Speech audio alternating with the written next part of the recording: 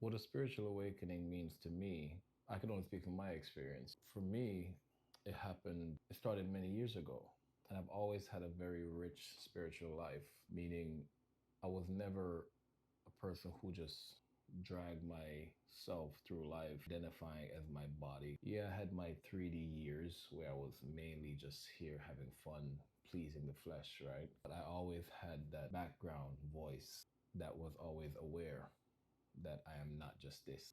And that's probably because since I was a child, for anybody who's not familiar with my story, I've been finding myself leaving my body and levitating up to the ceiling and flying around since I was very young. So I've always known that, even if I didn't know what that was, because I didn't, but I just knew that there couldn't be me lying on the bed and me up in the ceiling flying around. So I've always known to a degree that I was not just this. And as you get older, you kind of shut it down because you can't talk about it anyway. And being from my background, Jamaica, no one talks about that, you know. But for me, the spiritual awakening was my Kundalini experience. That was my spiritual awakening. And a lot of people have Kundalini experiences, but the spiritual awakening is not this grandiose thing where the sky opens up and, oh, behold. A spiritual awakening is really just being aware that you're not your body and just being sick and tired of this mundane 3D life. And you start to search for more. That's what a spiritual awakening is. The reason it's gotten so confusing is that with the help of something like social media, human beings are just going to do what human beings do. That could sometimes look like being one of the awakened ones. That's just another facet of the ego, you know? So if everybody is waking up and this new thing, this phenomenon, oh, I'm spiritually awakened or I'm enlightened, or it's just another way of saying, y'all ain't up on this. And there's a lot of that out there. But I do believe that there's a lot more real stories of people actually waking up. But it's not it's not necessarily this grandiose thing, this supernatural thing. For me, it was. I think that's because I was always walking that path. And that can happen for you too. If you decide you're going to start walking that path to find self, even if you're the most dense, deep in the world kind of person, you could just start by sitting down and being still. That's literally the first step. Just be still and follow your breath and just lie there and just relax and just be.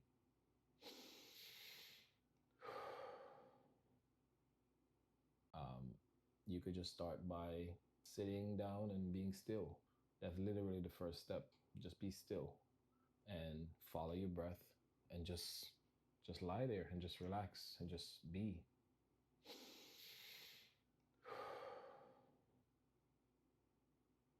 And don't do anything.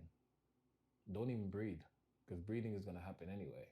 Just let breathing happen and watch your breath and just think about what that is.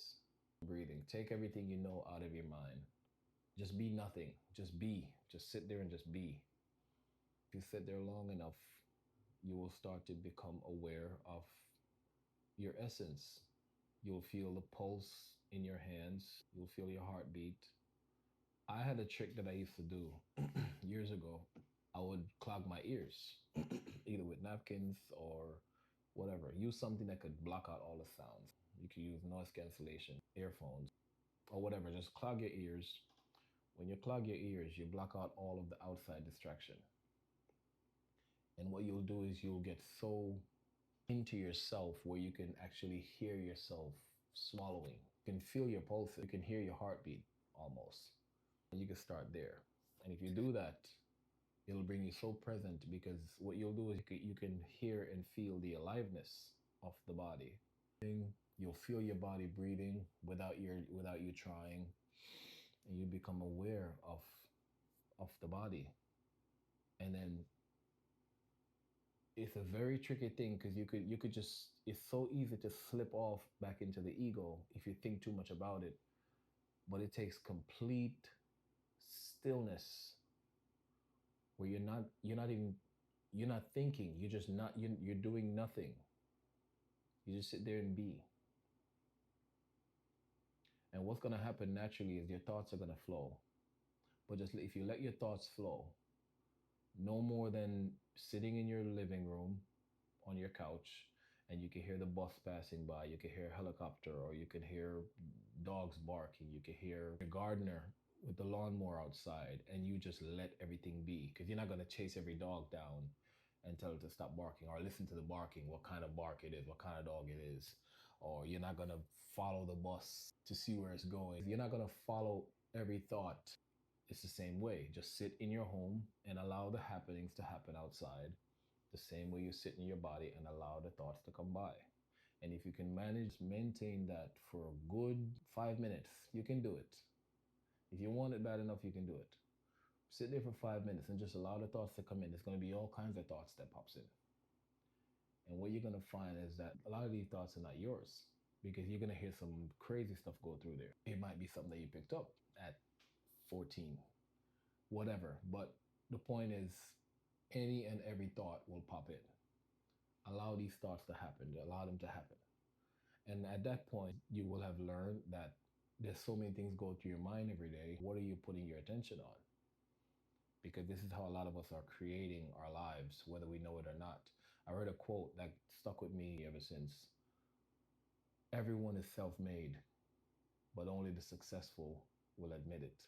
Everyone is self-made, but only the successful will admit it.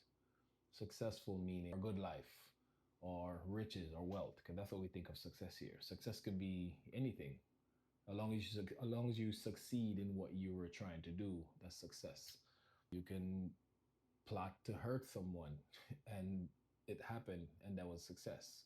So ultimately, what I'm saying is only people who like what they've created are willing and happy to admit that they created it. You have a crappy life and you attract nothing but dark experiences.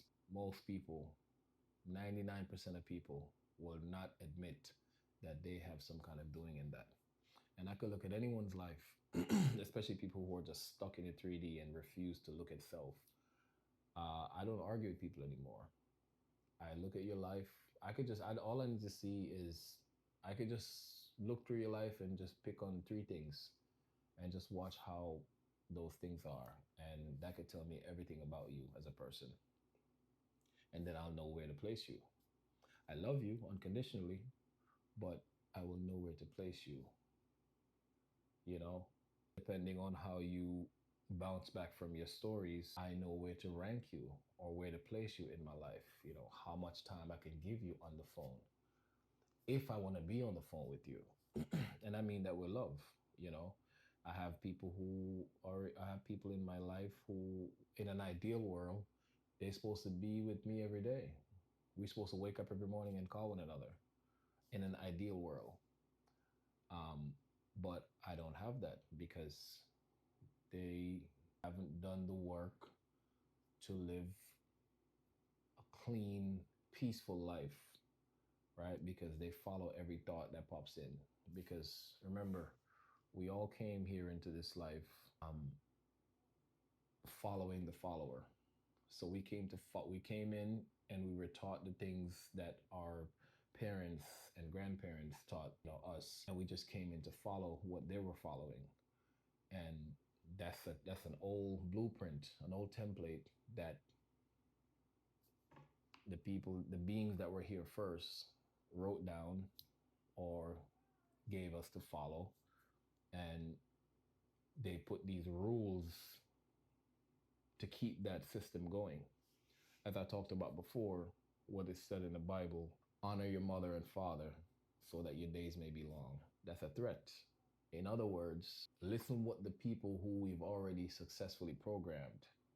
And if you don't, you will die. You won't lose your body. You will die and you'll be no more. If a baby pops out, you teach the baby everything that you want the baby to learn. The baby will not know more than you've taught them. And if you tell them, look, that's hot, this is cold, that will kill your body if you touch it.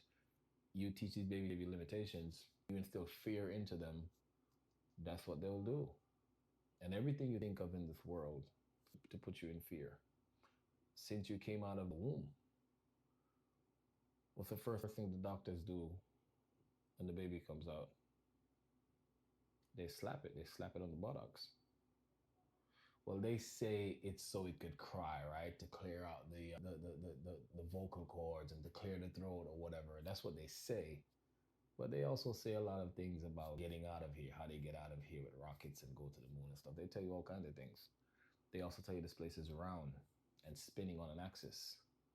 And I'm here to tell you wrong, not true. I've seen it, it's not true. A spiritual enlightenment is nothing that is this grandiose thing, you know, because if you start putting that idea on this pedestal now, you're gonna feel unworthy of having one. Because a lot of people wrote me messages about that, you know. How do I know if I'm getting a spiritual awakening? Is everyone supposed to wake up in this lifetime? You know, pretty much just that same old religious template, you know, like that unworthiness wound, you know, like, would it happen to me? You know what I mean? So there's no one more special than the next person. We're all equal. Every last one of us are equal. There's not one soul that is above another. We're all equal. Um, Now, on the other side, you have souls who have many more experiences, let's say on Earth, and you have another soul who might have millions of years of experience in another place, right?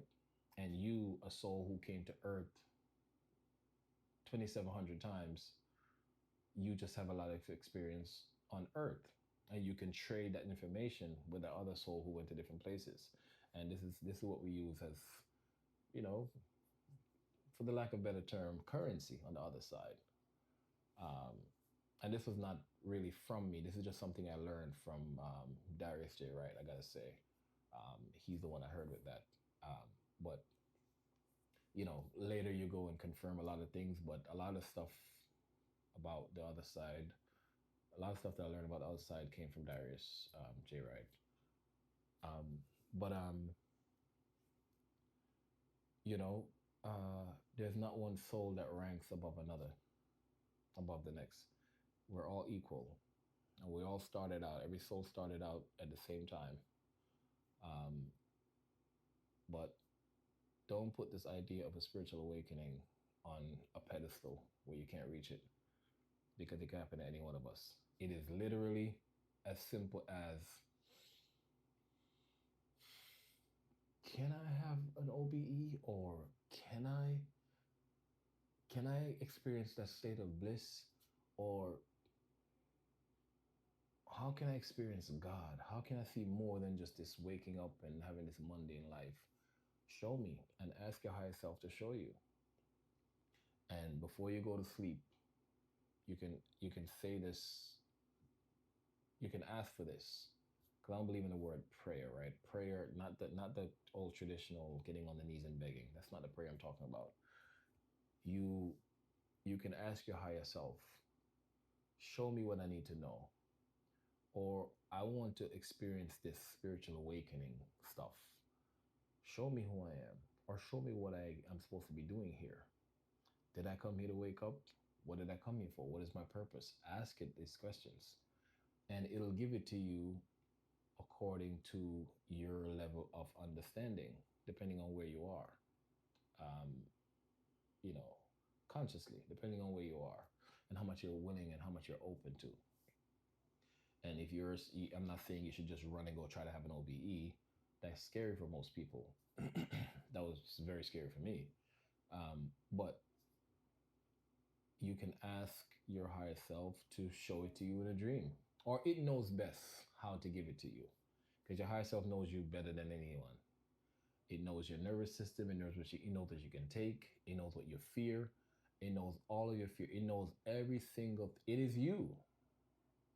It is literally you. It's like you having a controller, and the you here is the one in the video game, and the real you have the controller. So it knows everything. It bought all of your stuff, all of your ranking, all of the different features that you come with. It is the real you.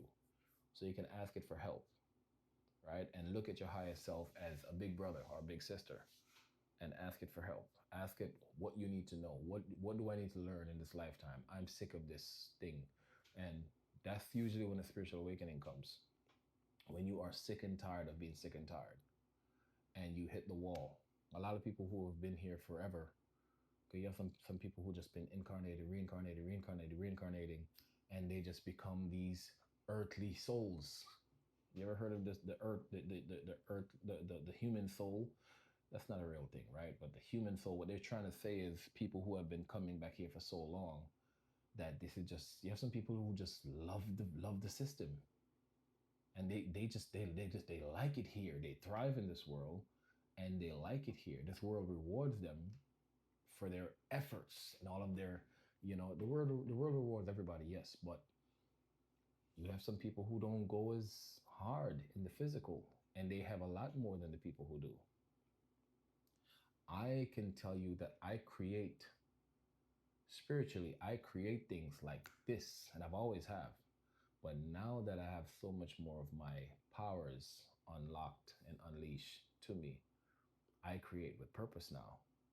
And I have a ritual that I do, that I go into my state, and it doesn't take me more than 10, 15 seconds to do it. And whatever it is that I want, it comes like that. And that's why I have to be more careful with my state of mind. I can't allow things to upset me for too long. If I have a little tiff with somebody, I usually go back and apologize, or ask for forgiveness, or ask for, just to hash it out, fix it, or whatever. And some people, you can't really get much out of them, because the pride and the ego rule them so much that it's like talking to a wall, really.